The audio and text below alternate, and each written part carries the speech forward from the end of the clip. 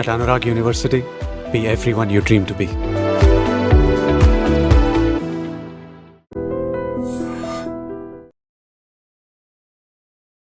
నమస్తే రమ్మగారు. నమస్తే జయ. రమ్మగారు, వారాహి నవరాత్రులు మొదలవుతున్నాయి.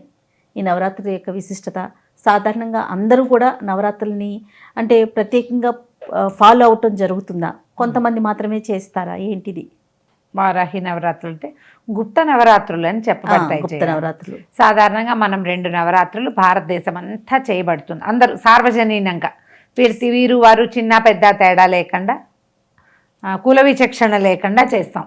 చైత్ర నవరాత్రులు శ్రీరామనవమి కోసం, శరణ్ నవరాత్రులు, తర్వాత దేవి నవరాత్రులు, శరణ్ నవరాత్రులు ఆశ్వేజ మాసంలో చేసుకుంటాం. ఈ 2 అందరూ పాటిస్తారు, చేసుకుంటారు. తెలిసినవి ప్రఖ్యాతమైనవి, సులువుగా ఆచరించదగినవి. ఈ 2 కాకుండా ఇంకో 2 నవరాత్రులు ఏం చెప్తారు? గుప్త నవరాత్రులుగా చెప్తారు. అది అందులో ఒకటి వారాహి నవరాత్రులు, రెండోది శ్యామల నవరాత్రులు. ఈ వారాహి కానీ శ్యామల కానీ వీళ్ళిద్దరూ ప్రత్యేకమైన దైవాలుగా చెప్పబడతారు. ఇది గుప్త నవరాత్రులు అని ఎందుకు చెప్తారంటే, ఎవరైతే ఈ రకమైన మంత్ర అనుష్ఠానం చేస్తారో వారు మాత్రమే ఆచరించుతారు. కానీ సార్వజనీనంగా అందరూ చేయవలసిందేనన్న నియమము లేదు, చేయగలిగే అవకాశాలు సాధారణంగా ఉండవు. ఇవి మఠాలు, పీఠాలు, దేవాలయాలు అలా ప్రత్యేకంగా అక్కడ మాత్రం నిర్వహించబడతాయి.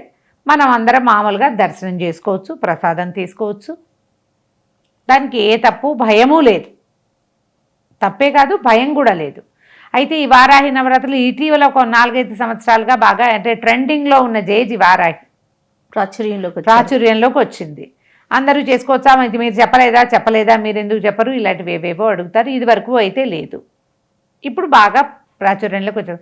మనం అట్లాగే చేస్తామమ్మా. అవును అవును. మనం ఎప్పటికప్పుడు ఇప్పుడు ఇది తప్పు, ఇది వరకు లేదు, ఇప్పుడు ఎందుకు చెయ్యాలి అంటే మనకి సంతోషమాత తెలీదు, సాయిబాబా తెలీదు. తర్వాత కదా ఇటీవల కాలంలో ప్రాచుర్యంలోకి రావటం వల్ల జరుగుతాయి ఇలాగే. ఇప్పుడు ఈ వారాహి నవరాత్రులు ఎలా చేసుకోవాలి, ఎవరు చేసుకోవచ్చు? మీకు సత్తా ఉంటే ఎవరైనా చేసుకోవచ్చు. ఓకే. ఎలా అంటే ఎంత సింపుల్గా అయినా చేసుకోవచ్చు. మీరు చాలా పెద్ద ప్రతిమ పెట్టి మన బ్రాహ్మణ్ని పెట్టుకుని, ఒక పురోహితుడిని, బ్రాహ్మణుడు అంటే పురోహితుడు, పూజ చేసి అయ్యగారిని పెట్టుకుని 9 రోజులు విశేషంగా రోజు అలంకారం చేసి, రోజు నైవేద్యం చేసి ఏమిటో చేస్తామంటే మీ ఇష్టం అమ్మా. నేను దానికి ఏమి చెప్పలేను, నాకు బాగా తెలియదు. సులువుగా చేసుకునేది మాత్రమే ఖచ్చితంగా చెప్తా.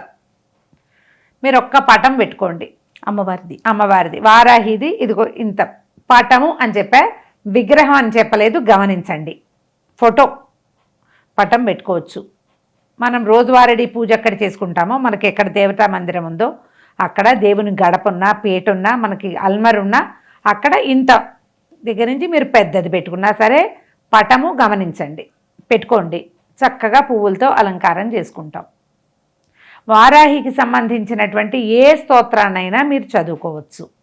మీ రోజువారీ పూజలో భాగంగానే ఈ అమ్మవారికి 4 పువ్వులు ప్రత్యేకంగా పెట్టడం, కుదిరితే ఒక మాల, కాస్త పటం పెద్దదైతే ఒక మాల సమర్పించడం, ఆమెకు సంబంధించిన ఒక చిన్న స్తోత్రం. నేనైతే 12 నామావళి చదువుతాను. 12 నామావళి ఉంది, 12 నామ స్తోత్రము ఉంది. 4 శ్లోకాలు లేదా 12 నామాలు. ఆ నామావళిని నెంబర్ ఆఫ్ టైమ్స్ చేసుకోవచ్చు. 9 మాటలు చెయ్యొచ్చు.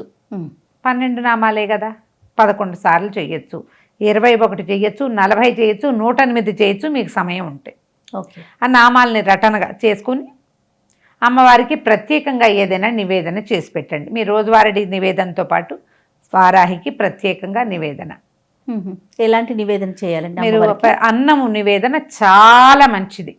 తెల్లన్నం అన్నం అంటే దాంతో పులగం లాంటి, ఒట్టి తెల్లన్నం కాకుండా పులగం చేసి పెడితే కనుక రోజువారీ పులగం చేయొచ్చు. ఏదైనా 9 రోజుల్లో ఒక్కరోజు చేసుకుంటానండి అంటే పంచమి నాడో, షష్ఠి అష్టమి నాడో మీ ఓపిక చేసుకోవచ్చు. 9 రోజులు ఒట్టిగా చదువుకుంటానంటే ఒక్కసారి చదువుకోండి 12 నామావళి. ఇవి ప్రత్యేకమైనవి, మంచివి. ఏంటంటే దైవ సాన్నిధ్యం కలిగిన రోజులు ఇవి. అవును, సన్నిధానం ఉంటుంది. ఈ రోజుల్లో అమ్మవారు సుప్రసన్నంగా ఉంటుంది, పిలిస్తే పలుకుతుంది. మరి పిలిచి ఏదైనా మనం సమాధానం పరచుకోవచ్చు కదా మనం. అవును, అందుకు చేసుకోవచ్చు. అన్న నివేదన మంచిది. ఒకవేళ లేదు మీకు కుదరదు అట్లా పళ్ళు నివేదన పెట్టండి, పాలు పెట్టండి, పానకం పెట్టండి, ఉమ్, ఏదైనా పెట్టచ్చు. షోడశోపచారాలు చేసుకుంటాము అంటే కనుక మీకు గౌరీ పూజ అవి అలవాటు ఉన్న వాళ్ళు లక్ష్మీ పూజ గౌరీ పూజ ఉంటే షోడశ అర్చనలు చెప్తాం కదా మన ఉపచారాలు, ఆ ఉపచార మంత్రం చెప్పి వారాహి నామధేయం చెప్పుకుని ఉపచారం చెప్పుకోవచ్చు. మీకు చేత వస్తే, ఓకే. చేత కాదు నేను చెప్పినట్టు చేసేయండి సింపుల్గా. ఉమ్, వారాహిని అర్చిస్తే భూ సంబంధమైన సమస్యలు తొలగుతాయి, పరిష్కారం అవుతాయి. పరిష్కారాలు అవుతాయి. మనకి ఇల్లు వాకిలి కుదరటం లేదు, ఇల్లు కుదురుతుంది. ఇంట్లో ఏదో స్టెబిలిటీ లోపంగా ఉంటుంది, ఎప్పుడు కొట్లాటలు అవుతూ ఉంటాయి, శాంతి లేదనిపిస్తుంది, ఓకే. ఆ సమస్య వారాహి వల్ల తీరుతుంది. సాయంకాలం చేస్తే చాలా మంచిది. మేము ఎక్కడికో తిరుపతిలో ఒక దేవస్థానానికి వెళ్ళాం, దేవస్థానం అనకూడదు, ఒక పీఠం, ఏదో వెతుక్కుంటూ వెళ్తే అక్కడ ఏదో కనపడిందని వెళ్ళేసరికల్లా ఆ లోపల అమ్మవారిని ప్రతిష్ఠ చేసి ఉంచారు. ఎంత బాగుందో వారాహి. మేము ఏదో మాట్లాడుకున్నాం అక్కడ ఒక ఆయన స్వామీజీ జపం చేసుకుంటున్నారు, అమ్మ మాట్లాడిపోకండి అమ్మవారు పగలు నిద్రిస్తుంది అని చెప్పారు.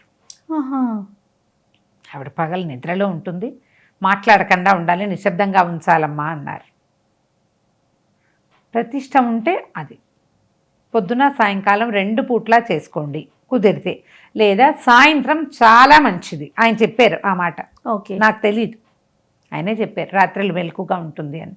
సాయంత్రం చీకటి పడ్డాక దీపారాధన చేసుకోవటం, ఇవి నువ్వు 9 సార్లు 5 సార్లు మీకు చేత వచ్చినన్ని సార్లు నామావళి చదువుకుని ఏదైనా చక్కగా నివేదన పెట్టుకోండి. ఈ 9 రోజులు చేసుకుంటే కనుక మీకు దేవి సుప్రసన్నంగా అమ్మవారు ఉన్న సమయంలో మనకి వరాలు అనుగ్రహిస్తుంది, మానసికమైన ప్రశాంతత లభిస్తుంది.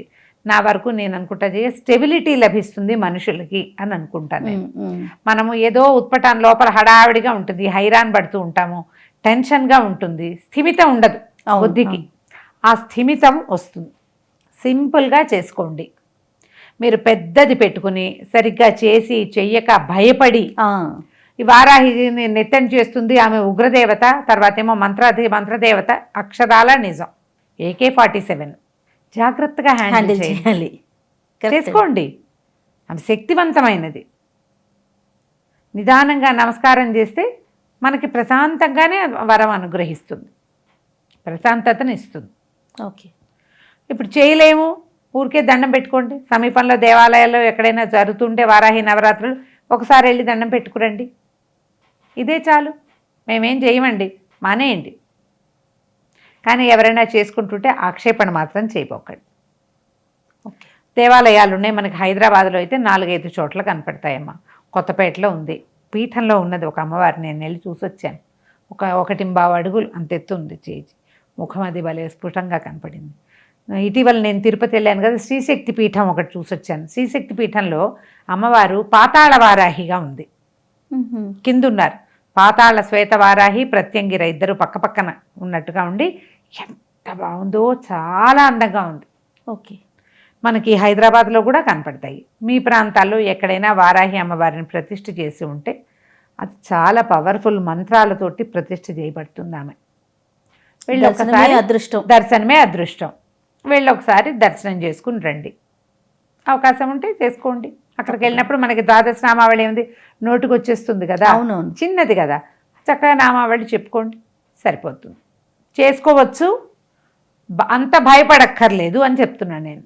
రైట్. నమస్తే నమస్తే జయ. And for more videos, Please subscribe to iDream. Please subscribe to iDream. Please subscribe iDream. And please subscribe to iDream. For more videos, subscribe to iDream. please like, share and subscribe to the channel. Congratulations, iDream. Subscribe to iDream. Subscribe to iDream. So subscribe to iDream Media. iDream ki iDream team andarki huge congratulations. Please subscribe iDream Media. Please subscribe to iDream. Subscribe iDream. Please subscribe to iDream. iDream అంటే నా కళల channel subscribe చేసుకున్న నోరు తిరుగుతలేదు, మీరైతే గంట గుర్తు కొట్టండి. For more such videos, please subscribe to iDream. Subscribe to iDream. Please subscribe to iDream. Please subscribe iDream Media. Please do subscribe to iDream. Please subscribe to iDream Media. For best entertainment and information, please subscribe iDream. And don't forget to subscribe to iDream.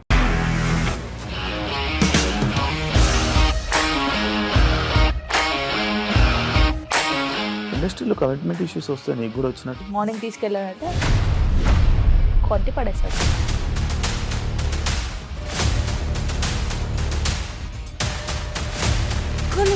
చూడలేదు ఈ cinema అని చెప్పడానికి కూడా చాలా ధైర్యం కావాలి. అది నిజం కదా, దాంట్లో ధైర్యం ఏంటి? ఇది నెక్స్ట్ డే ప్లేట్ మార్చేస్తే తప్పు కదా. As of now we are comfortable this అని నేను అనుకుంటున్నాను. రష్మిక గారిది మీది ఒకే ఊరంట కదా. నీకు కోపం వచ్చిందంటే బాగా తిట్టేత్తరా? తిట్టేద్దామండి. నిజంగా గేమ్ ని ఎలా చేంజ్ చేయగలిగారు? ఏపీఎస్ఎఫ్సి వాళ్ళకి 6 నెలల్లో నేను 6 లక్షలు కట్టా. బిజినెస్ చేయాలనుకుంటే it is as difficult as riding a tiger.